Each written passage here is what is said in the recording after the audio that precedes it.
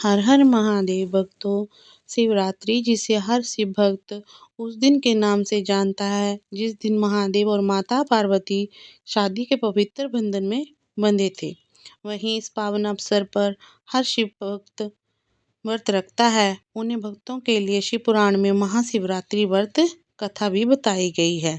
लेकिन यह कथा शिव पार्वती की शादी से जुड़ी नहीं है, बल्कि कथा के अनुसार जाने अनजाने में भी जो मनुष्य और जीव महाशिवरात्रि का व्रत कर लेता है वह शिव कृपा का भागी बन जाता है और उससे यमराज के दूत भी दूर हो जाते हैं।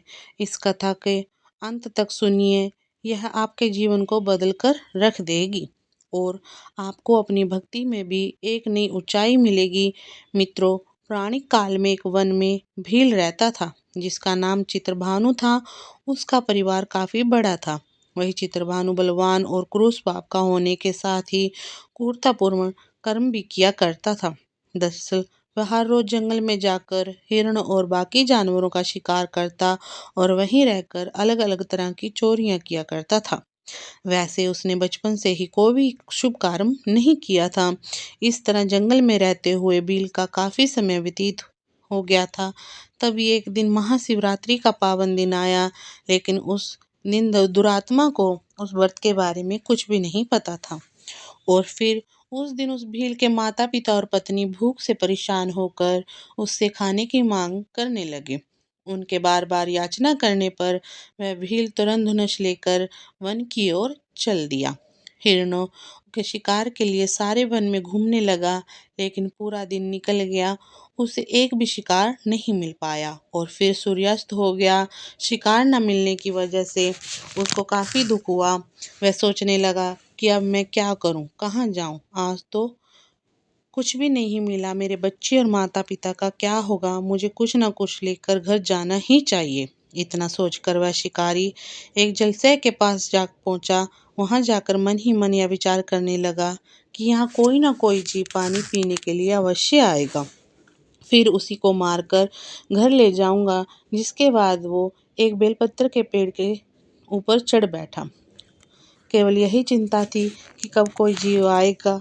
इसी प्रतीक्षा में भूख प्यास से पीड़ित वहां पर बैठा रहा। इस तरह काफी रात हो गई और जब रात का पहला पहर आरंभ हुआ, एक प्यासी हिरनी वहां पर आई, जिसे देखकर उसको बड़ा हर्ष हुआ।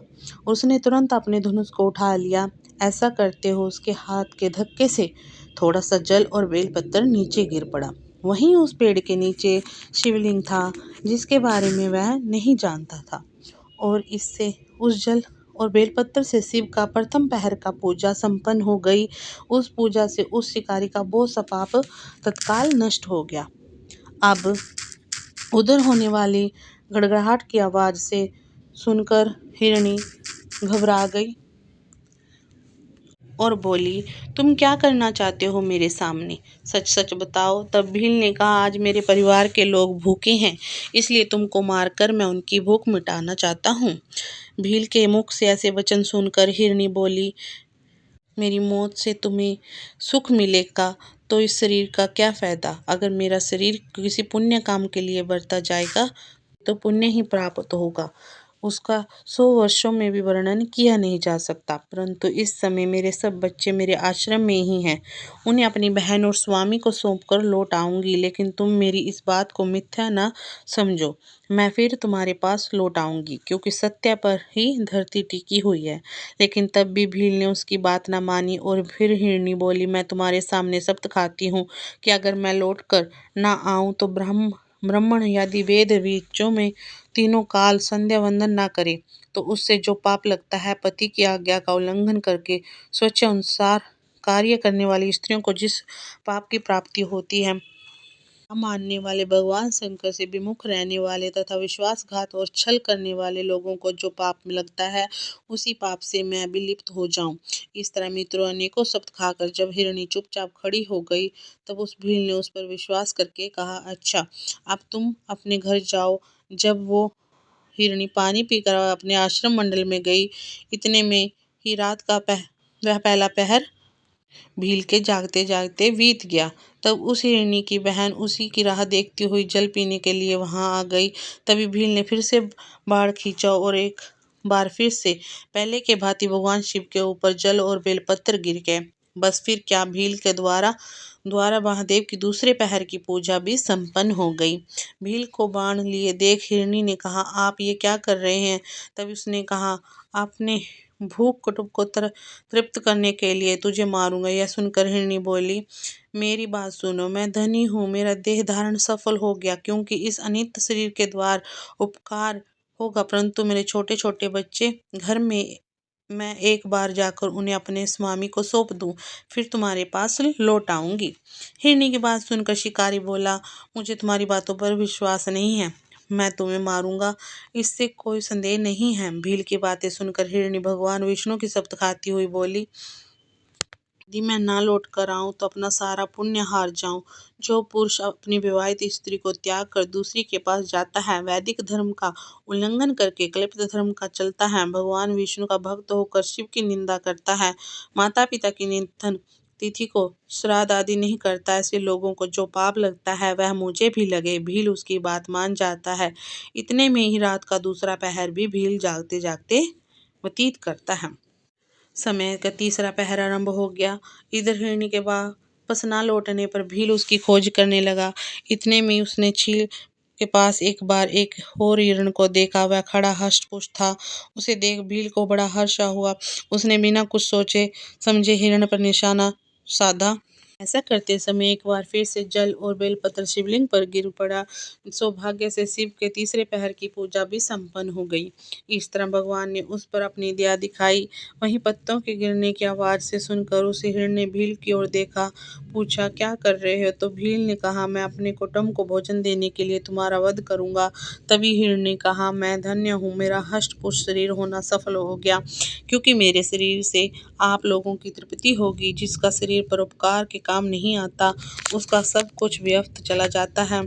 समर्थ रहते हुए भी किसी का उपकार नहीं करता, उसकी वह समर्था चली जाती है तथा वह परलोक में नरक का भोगी होता है। परंतु एक बार मुझे जाने दो, मैं अपने बालकों को उनकी माता के हाथों में सौंप कर और सबको धीरज बांधा कर यहाँ लौट आऊंगा।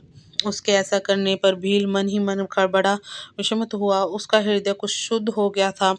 उसने सारे पाप नष्ट हो चुके थे। उसने हिरण से कहा, जो यहाँ पर आए वह सब तुम्हारी तरह बातें बनाकर चले गए, परंतु वह अभी तक यहाँ नहीं लौटे। इस समय तुम भी संकट में हो और इसलिए झूठ बोलकर चले जाओगे। भील की बातें सुनकर हिरण ने कहा, मुझ पर असत्य नहीं है, सारा चराचर ब्रह्मांड सत्य पर है, टिका हुआ है।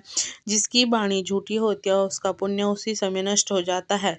शिवरात्रि के दिन भोजन करने से जो पाप लगता है, झूठी गवाही देने, धरोहर को हड़प लेने तथा अंध नाम करने से द्विज को जो पाप होता है, वही पाप मुझे भी लगे यदि मैं लौट कर ना आऊं। जिससे मुख में से कभी शिव का नाम नहीं निकलता, जो समर्थ्य रहते हुए भी दूसरों को उपकार नहीं करता, पर्व के दिन श्रीफल तोड़ता है, अवशेषण कर लेता है, इन सब का पाप भी मुझे लगे अगर मैं लौट कर ना आऊं। हिरण की सारी बातें सुनने के बाद भील ने कहा, जाओ लेकिन जल्दी लौट कर आना। इसके बाद दोनों हिरनी और हिरण अपने आश्रम में मिले। तीनों ने प्रतिज्ञा बुद्ध को चुके थे।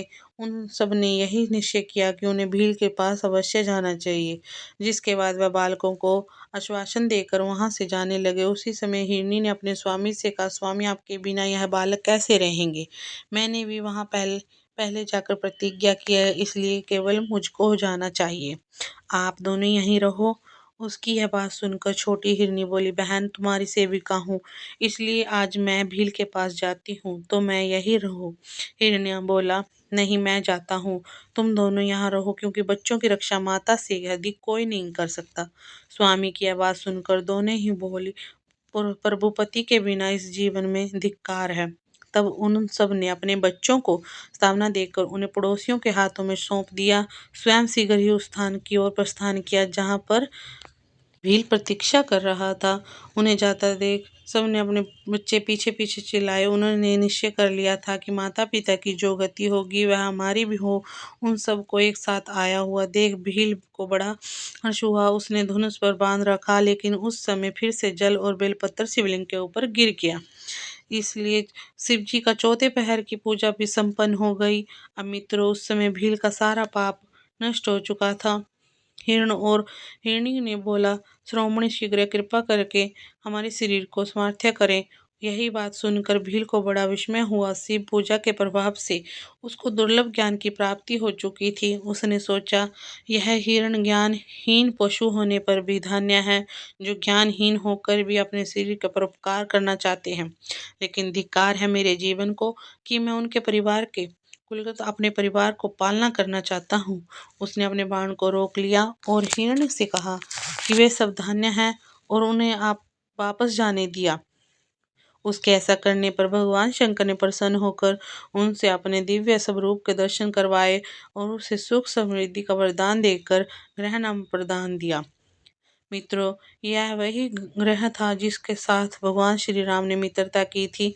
महाशिवरात्रि की यह कथा यहीं समाप्त होती है। अगर आपको पसंद आई हो तो इसे ज़्यादा से ज़्यादा लाइक करें, शेयर करें। पौराणिक कथाओं के बारे में जानने के लिए अभी हमारे चैनल को सब्सक्राइब करें। हर हर महादेव।